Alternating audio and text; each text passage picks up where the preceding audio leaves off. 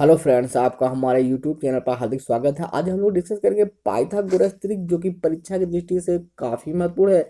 यकीन मानिए, आज का वीडियो देखने के बाद जिन क्वेश्चनों को सॉल्व करने में आपको 5 या 6 मिनट लग जाते थे, अब आप उन क्वेश्चनों को सॉल्व करने में 5 या 6 सेकंड भी नहीं लेंगे। आइए बिना देरी के हुए स्टार्ट करते हैं पाइथागोरस त्रिक। यहाँ पे आप समझ लीजिए पाइथागोरस त्रिक होता क्या है। ये होता है आपका कर्ण, ये होता है आपका आधार, और ये होता है आपकी ऊंचाई। पाइथागोरस त्रिक होता है कर्ण का स्क्वायर अन्य दोनों भुजाओं के स्क्वायर के योग के बराबर होता है। ये कर्ण हो जाएगा, ये आपकी बड़ी भुजा, ये आपकी छोटी भुजा आती है। तो मतलब कर्ण का स्क्वायर अगर अन्य दोनों भुजाओं के स्क्वायर के योग के बराबर है तो इसे कहते हैं पाइथागोरस त्रिक।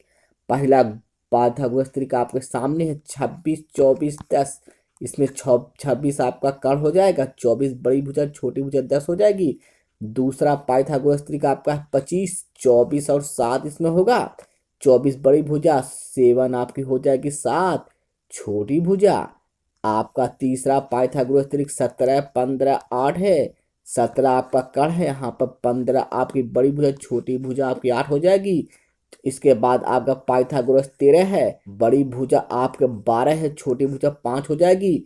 और इसके बाद 10 आपका पाइथागोरस त्रिक है, इसका 6 और 8 होता है। बड़ी भुजा आपकी हो जाएगी 8 और छोटी भुजा 6। उसके बाद आपका पाइथागोरस त्रिक आता है 5, बड़ी भुजा 4 और छोटी भुजा 3 होगी। अगर आपको ये पाइथागोरस त्रिक याद है तो आप यकीन मानिए टफ से टफ क्वेश्चन भी अगर होगा मेंसुरेशन का, पाइथागोरस त्रिक पर बेस्ड है तो आप उसे चुटकियों में उड़ा देंगे। आइए अब इस पर आधारित, पाइथागोरस पर आधारित उन क्वेश्चनों को देखते हैं जिनको सॉल्व करने में आपको 5-6 मिनट लगते थे।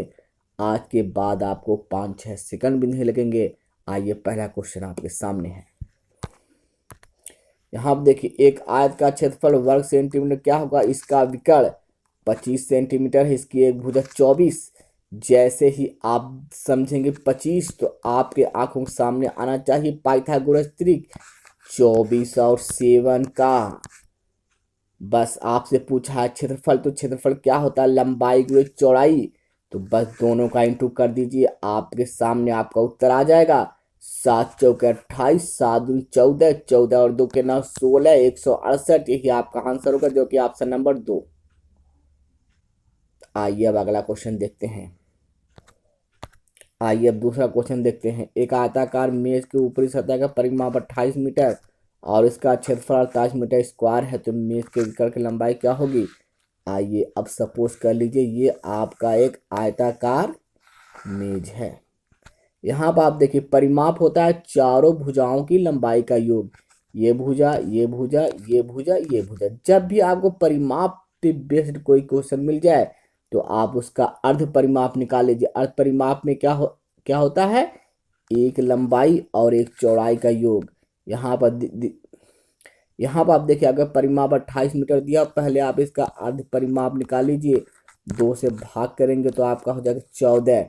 14 मतलब ये आपका अर्ध परिमाप, मतलब लंबाई और चौड़ाई का क्या योग है आपका, 14। 14 मीटर है। आप यहाँ पर देखिए क्षेत्रफल क्या दिया, 48 मीटर स्क्वायर। मतलब आयत का क्षेत्रफल क्या होता है, लंबाई गुणे चौड़ाई। मतलब इस लंबाई का चौड़ाई में इंटू करने पर आपका है 48, और जोड़ने पर क्या आना चाहिए, आपका आना चाहिए 14। तो इसका मतलब ये 8 होगा और ये 6 होगा। ये जोड़ने, इसको आप ऐड करेंगे तो 8 6 14 हो जाएगा।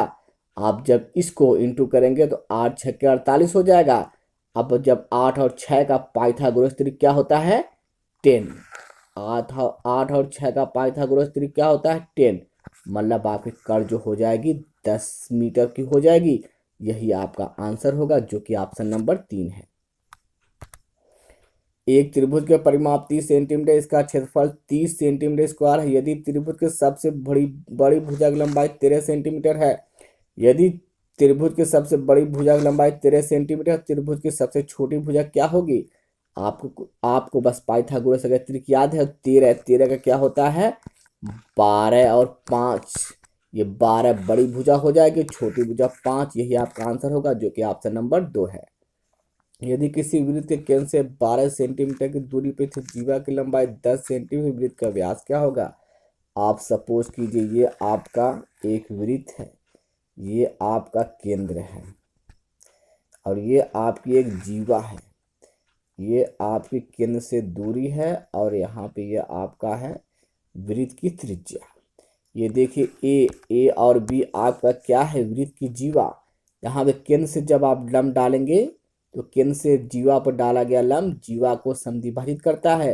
तो ये आपका ए बी 10 सेंटीमीटर, तो ये आपका 5 हो जाएगा और ये दूरी आपकी 12 दी है। तो आपको पाइथागोरस त्रिक याद ही होगा। 13 का होता क्या है? 12 और 5, तो ये आपका त्रिज्या हो जाएगी 13।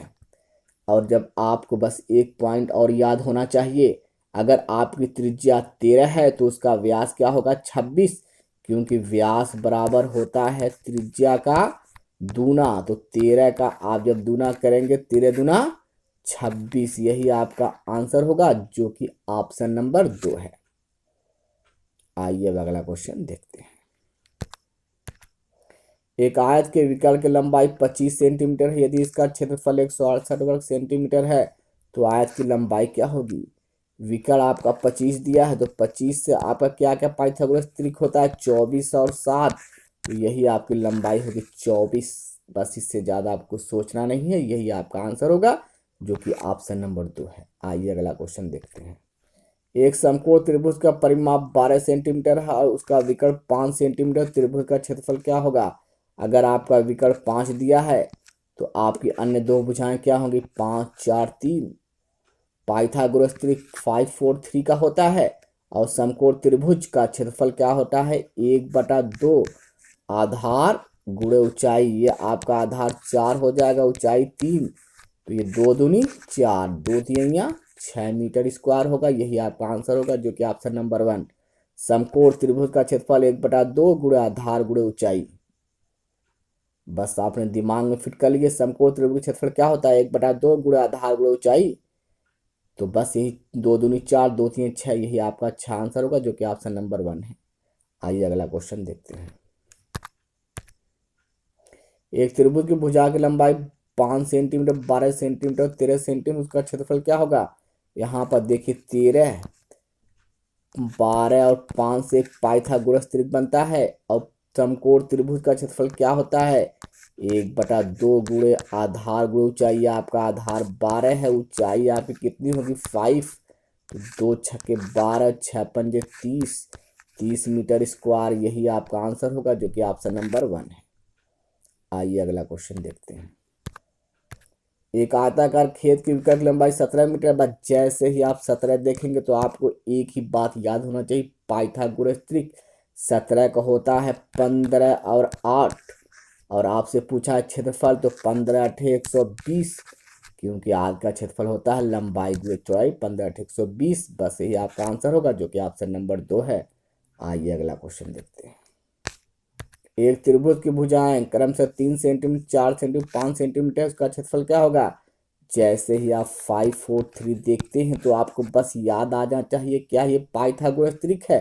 तो जब ये पाइथागोरस त्रिक होगा तो आपका समकोण त्रिभुज का क्षेत्रफल 1/2 आधार गुणे ऊंचाई, यही होता है। तो 2 दूनी 4, 2 3 6, 6 मीटर स्क्वायर, यही सॉरी 6 सेंटीमीटर स्क्वायर, यही आपका आंसर होगा, जो कि ऑप्शन नंबर 1 है। आइए अगला क्वेश्चन देखते हैं। एक वृत्त की त्रिज्या 10 सेंटीमीटर था। इस वृत्त की एक जीवा की लंबाई 12 सेंटीमीटर है। इस जीवा केंद्र से दूरी, मान लीजिए ये आपका एक वृत्त है, यहाँ पर आपका केंद्र है, ये आपकी एक जीवा हो गई ए बी। केंद्र से जीवा पर डाला गया लंब जीवा को समद्विभाजित करता है। ये आपका 12 सेंटीमीटर, तो ये आपका 6 सेंटीमीटर हो जाएगा, और ये आपका 10 सेंटीमीटर। आपको पाइथागोरस त्रिक याद ही होगा, 10 का क्या होता है? 8 और 6, तो यहाँ पर देखिए ये 6 हो जाएगा, तो बस ये आपका 8 हो जाएगा, यही आपका आंसर होगा, जो कि ऑप्शन नंबर 1 है। मतलब एक वृत्त 10 सेंटीमीटर, जैसे ही आप 10 देखेंगे तो आपके दिमाग में फिट हो जाना चाहिए पाइथागोरस त्रिक 8 और 6। ये आपकी एक भुजा 6 होगी, बची दूसरी भुजा 8 ही होगी, यही आपका आंसर होगा, जो कि ऑप्शन नंबर 1 है। आइए अगला क्वेश्चन देखते हैं। एक वृत्त की त्रिज्या 17 सेंटीमीटर है। इस वृत्त के केंद्र से एक जीवा की लंबवत दूरी 8 सेंटीमीटर है। इस जीवा की लंबाई कितनी होगी? मान लीजिए ये आपका एक वृत्त है, यहाँ पे ये आपका सेंटर हो गया, ये जीवा हो गई। सेंटर से ये आपकी त्रिज्या हो जाएगी, ये आपकी लंबवत दूरी, ये ए हो जाएगा, ये बी। केंद्र से जीवा पर डाला गया लंब जीवा को संधिभरित करता है, ये ए एल। तो ये 17 है। जैसे ही आपको 17 दिखाई दे, इसका मतलब क्या हो जाएगा? 15 और 8 हो जाएगा। तो ये आपका लंबवत दूरी 8 दिया है, तो ए एल बराबर कितना हो जाएगा? 15। और आपसे पूछा जीवा की लंबाई, तो ए एल 15, तो ए बी ए एल का दुगना हो जाएगा, अर्थात जीवा की लंबाई 2 गुणे 15 अर्थात हो जाएगा 30। यही आपका आंसर होगा, जो कि ऑप्शन नंबर 3 है। अगर आपको हमारा वीडियो अच्छा लगा हो तो प्लीज़ लाइक और शेयर करना ना भूलें। Thanks for watching the video.